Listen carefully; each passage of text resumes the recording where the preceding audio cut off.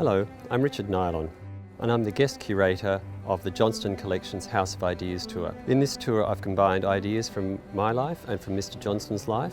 There's some rooms which are very abstract in feeling, and there's other rooms which are really pretty to look at, but there's a lot of layering of meaning in the actual works.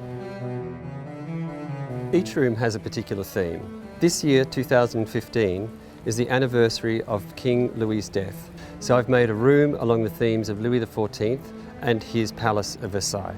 The white sitting room is dedicated to dreams that haven't come true, and it features a lot of white and gold objects.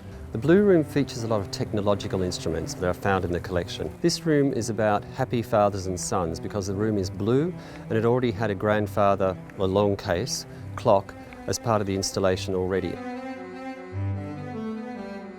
The main entrance hallway of the house is dedicated to my and Mr. Johnston's origins. We're both from the country, so I wanted to make it clear when somebody comes to this tour that the country is where I started off my life and Mr. Johnston started off his life. The kitchen is the area that I've dedicated to tea. Tea is of a vegetable origin, of course, it's a plant. And I thought, well, what else came from China that's a plant?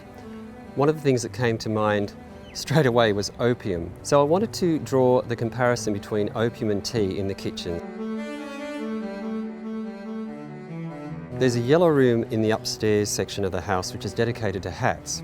Being a milliner, of course, that forms the majority of my life. And to combine them with the objects in the collection, I selected pieces that had heads, and I've placed hats appropriate to that particular character.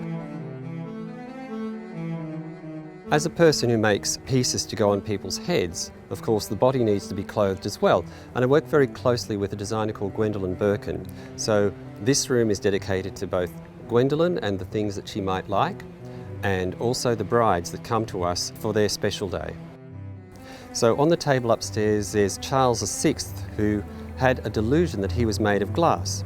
So I've taken glass objects from the collection and placed them on the table in the form of a body, and all the glass objects, or a lot of them, have flowers in it as a representation of new life coming from old.